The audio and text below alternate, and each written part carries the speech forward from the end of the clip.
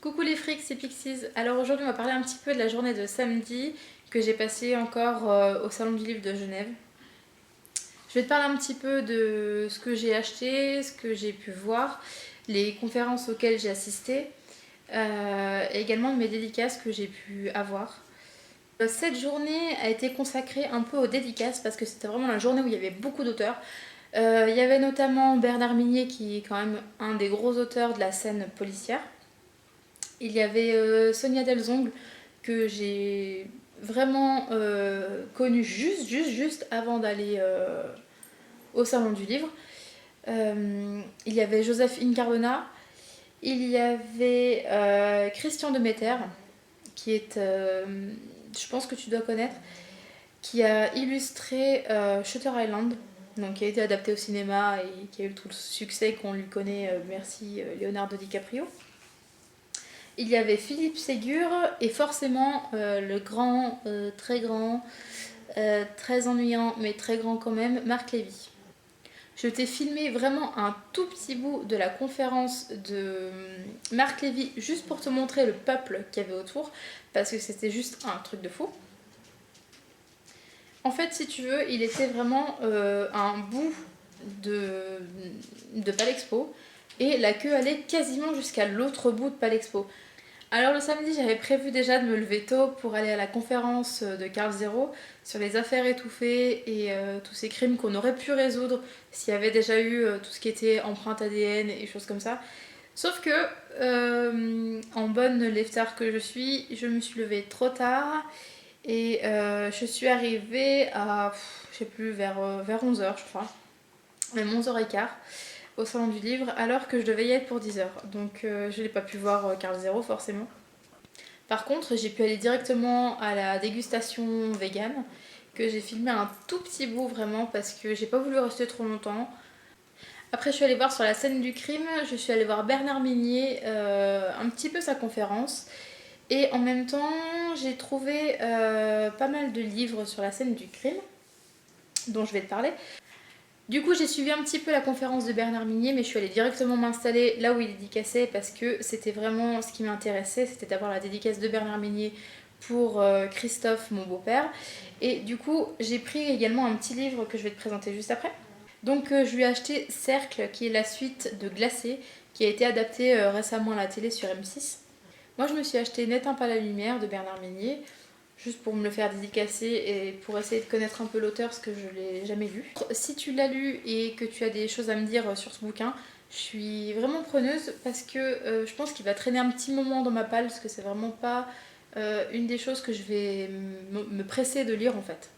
Par contre, juste avant la dédicace de Bernard Minier, je suis allée voir Nicolas Feuss qui a sorti plusieurs livres.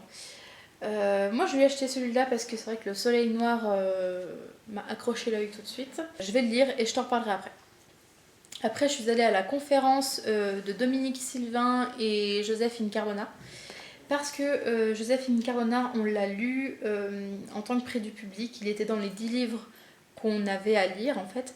Donc je me suis fait dédicacer Chaleur que j'avais déjà. C'est une histoire qui n'a pas plu à tout le monde, on a été trois à vraiment bien le défendre. Les autres ont plus ou moins aimé ou alors voire carrément pas du tout aimé. Donc ce roman parle d'un concours de sauna qui a été fait en Finlande, qui s'est terminé un petit peu tragiquement en 2010. Je te raconte pas tout parce que j'aimerais vraiment que tu le lises, c'est vraiment un très bon bouquin. Alors après soit on aime, soit on n'aime pas, c'est assez incisif et assez cynique. Mais voilà, j'ai adoré le ton qu'il a donné et c'est pour ça que je lui ai racheté un deuxième book. Je lui ai racheté Derrière les panneaux, il y a des hommes. Alors apparemment il n'est pas adepte des grands titres et il le disait. C'est une inscription qu'il y avait derrière les panneaux avant pour faire attention, un peu comme un train pour en cacher un autre. Je l'ai acheté tout simplement parce que j'adore le style Incardona et que je voulais absolument en lire un deuxième.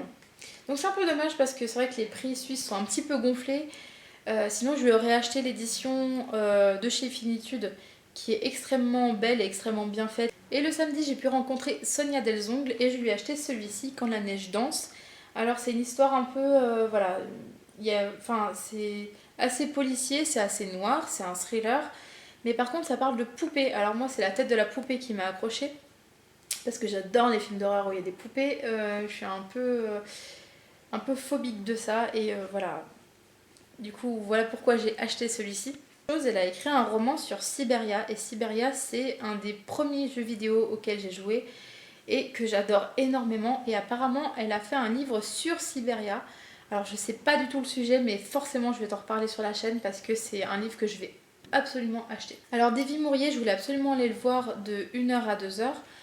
Je suis allée le voir et je me suis rendu compte qu'il y avait énormément de monde. Donc je l'ai pris en photo de très loin en me disant voilà, j'ai eu ma photo de Davy Mourier et je suis super contente et je l'ai aperçue et c'est pas grave.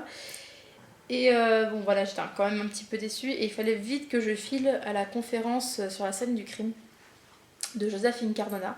Donc je pouvais pas faire les deux. Et coup de bol, vraiment gros coup de bol, j'allais partir à 4h et je suis repassée sur la scène de la BD où il venait juste de sortir d'une conférence. C'est dommage, j'ai pas pu y assister, c'est vraiment très très dommage. Et je l'ai chopé à la fin de la conférence et je lui ai demandé une petite dédicace quand même s'il pouvait me la faire, enfin voilà, ou au moins une petite photo. Et il m'a fait vraiment ma dédicace. Alors je te la montre celle-là parce qu'elle est trop trop mignonne. Donc j'ai acheté La Petite Mort, le tome 1 forcément pour commencer quelque part. Toup, tu me vois là. Voilà. Donc il m'a fait La Petite Mort. Je suis assez contente de cette dédicace. Et en plus de ça, on a pu parler un bon bout de temps. Il a vraiment pris le temps. On a déconné un petit peu. On a parlé tatouage, on a parlé un peu de tout. Et c'était vraiment très sympa. Et franchement, je le remercie. Et quand il m'a dit que, en fait, ce que j'avais cru être sa file de dédicace, c'était la file de dédicace de Christian Demeter. Donc lui en fait il a eu quasiment personne et ça me fait vraiment vraiment mal au cœur parce que c'est un très très bon auteur. C'est un gars juste génial qui m'a fait mourir de rire, je l'ai connu dans le Golden Show. Et franchement si tu ne connais pas cette BD là, il faut absolument que tu te l'achètes, que tu te la procures. Parce que franchement c'est une BD qui parle en fait de la petite mort. C'est une faucheuse, une petite faucheuse qui ne veut pas justement aller tuer des gens et aller faucher des gens et elle veut devenir fleuriste. Donc c'est juste le truc hyper drôle et hyper mignon et hyper tout ce que tu veux. Également dans le prix du public, on avait Extermination des cloportes de Philippe Ségur que j'avais adoré. C'est un monsieur qui devient un petit peu aveugle, qui commence à perdre la vue, qui voit des cloportes en fait devant ses yeux. Un personnage un peu imbu de lui-même et un peu détestable mais en même temps très attachant. En fait je suis tombée sur lui juste au coin de l'apostrophe. Donc j'en ai profité un petit peu pour discuter avec et pour me faire signer mon exemplaire. Alors j'ai pas eu forcément envie de lui en racheter un parce que toujours pareil, les prix qui sont exorbitants en Suisse. Alors la grosse déception du jour par contre, on avait un livre également à lire qui s'appelait La Sonate à Bridge Tower de Emmanuel Longala.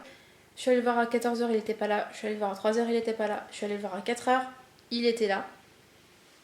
Je me suis fait dédicacer La Sonate à Bridge Tower et je suis très très très déçue de l'auteur. J'ai essayé de lui parler un petit peu, je voulais débattre un peu sur son livre parce que c'est pas un livre que j'ai aimé. Et Monsieur Ndongala a été quand même, je trouve, assez mauvais perdant. Puisqu'il m'a pris le livre des mains, il me l'a dédicacé, il me l'a rendu sans aucun sourire. Il était sur son smartphone en même temps. J'ai été très déçue de l'accueil d'Emmanuel Longala, donc je pense que je t'en parlerai pas de cette sonate à Bridge Tower. Pourtant, elle est arrivée quand même deuxième ex-aequo dans le prix.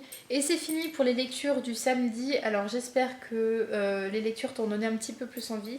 J'ai également assisté un petit bout à la conférence sur le chamanisme, l'esprit physique et l'espace intuitif.